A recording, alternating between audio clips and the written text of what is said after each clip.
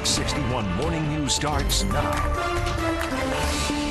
Right now at 4 o'clock, you'll soon get some relief at the gas pump, how much you'll be saving and why some aren't too happy about it.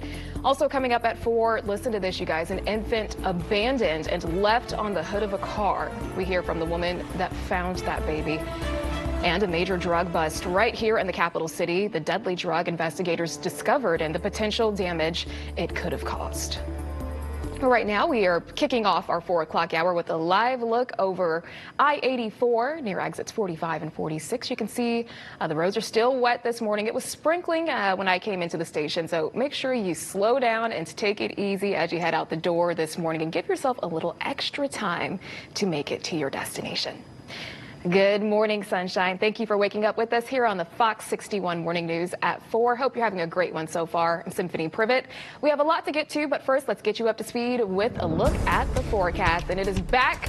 The ladies are back running things today. We're checking in with meteorologist Rachel Piscatelli, seeing some more rain on the radar, but is today going to be a washout too? No, today's actually going to turn out to be a really nice day. We just have to get through a couple more hours of some sprinkles out there this morning. So not a bad look to the forecast as we go on through the next several hours. I would say after about 6 o'clock or so, this is when we're likely going to start to really dry things out. So right now, just some scattered shower activity in the Hartford area, central Connecticut into Newington, New Britain, Plainville, as well as Farmington, dealing with some light to moderate rain falling. Those darker shades of green indication that we are still seeing some moderate rain down into Pomfret as well as Brooklyn.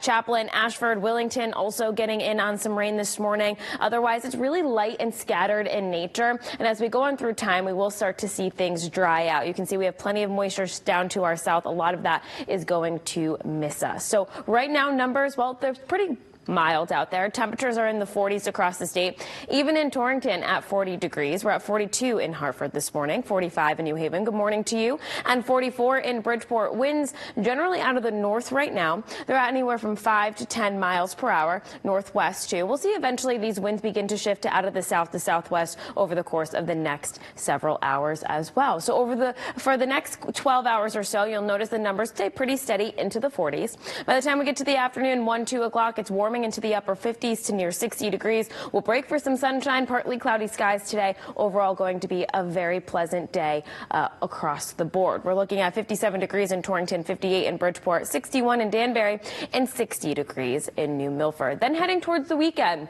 I think the first part of the weekend is okay. We do bring a chance for some scattered shower activity late in the day on Saturday. Sunday, a mix of sun and clouds. We'll break it all down for you, and we are turning Symphony much colder heading into next week. We'll break it down in my full forecast. Oh, man. Well, at least it's not going to hang around the whole week. Right? No, it shouldn't. It shouldn't. Okay. All right. Thank you, Rachel. We'll check back in with her in just a minute. And remember, you can download the free Fox 61 News app for the latest updates on weather and traffic in your area.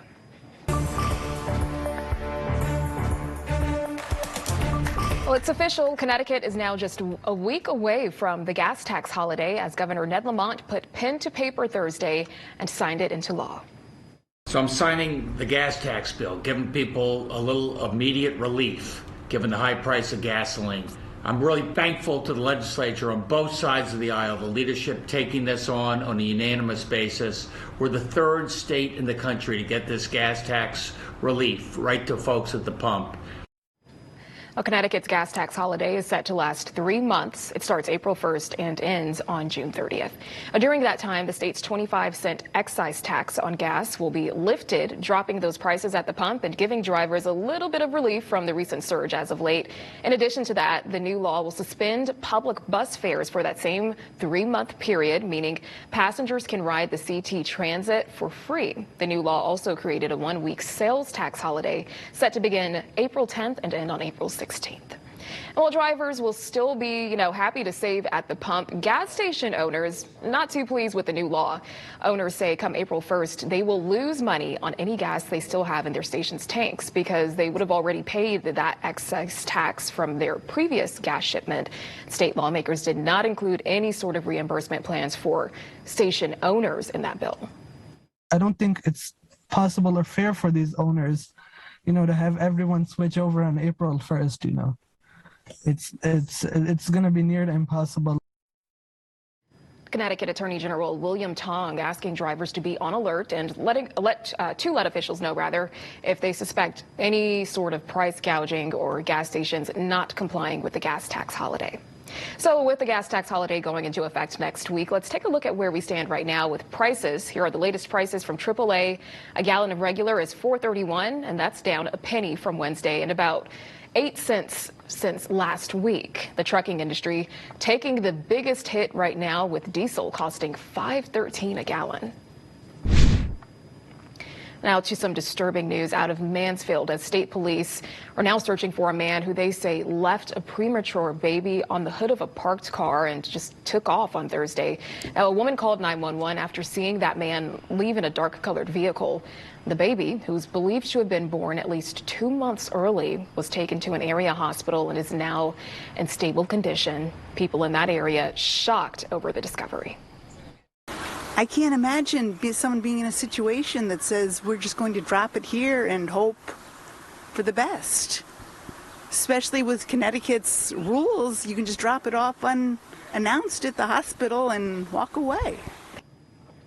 Well, that woman shedding light on an important reminder from the state. There is help available for parents who have a newborn baby but can no longer take care of that baby. Connecticut's Safe Havens Act for Newborns allows a parent to voluntarily and legally give up custody of an infant. Now, that baby must be 30 days old or younger. Parents can give up custody of the infant to the nursing staff of the hospital emergency room, and that infant will be given to the Department of Children and Families. Safe Haven babies are then placed into homes with families who are licensed and intend to adopt the child. Well, now over to Hartford, where police and federal agents uncovered a massive amount of fentanyl. Fox 61's Gabby Molina with their operation that helped get the dangerous substance off of the streets. A massive drug bust in Hartford.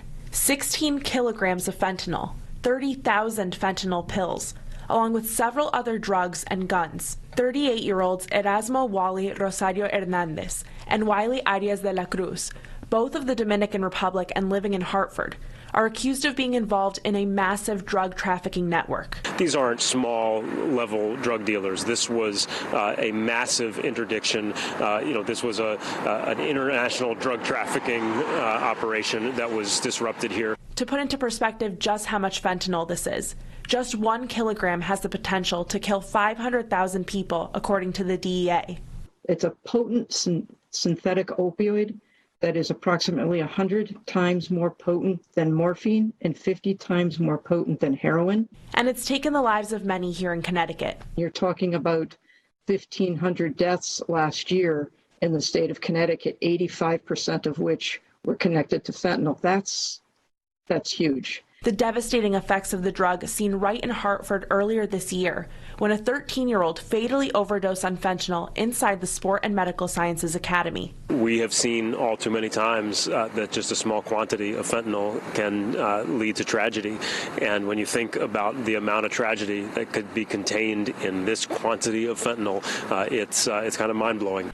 As part of this bust, officials say the pills found were disguised as oxycodone pills, an extremely dangerous problem as the substance makes its way into other drugs. The way fentanyl binds to itself when pressed into a pill form, there's not a lot of room for error, and the potential for overdose is huge. This investigation was a collaborative effort between a number of agencies as police work to curb the problem. This is really an incredible case by DEA of being able to stop this from getting out onto the streets. Reporting in Hartford, Gabby Molina, Fox 61 News. Time now 4:09. It's still ahead this morning on the Fox 61 Morning News. President Biden making good on his pledge to help refugees as the war in Ukraine continues. How many refugees displaced from their homeland will soon be welcomed to the U.S. And we hear from the driver in this incredible video showing a truck flipped on its side as it drove through a tornado. This happened in Texas. Make sure you stay with us for that.